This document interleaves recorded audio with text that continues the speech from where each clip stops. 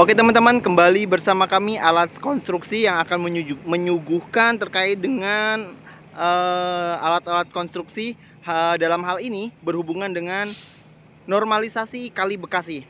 Perlu diketahui teman-teman bahwasanya Kali Bekasi itu terjadi banjir pada beberapa bulan yang lalu dan meninggalkan beberapa endapan lumpur, baik itu lumpur ataupun beberapa sampah yang ada di bantaranya, sehingga pemerintah setempat melakukan normalisasi Kali Bekasi khususnya pada area Kartini.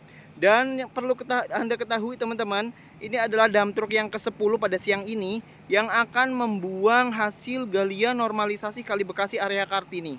Dan sekarang sedang berlangsung proses pembuangan lumpur menuju disposal area. Untuk lebih jelas terkait video pembuangan lumpur ini, mari kita saksikan ya teman-teman.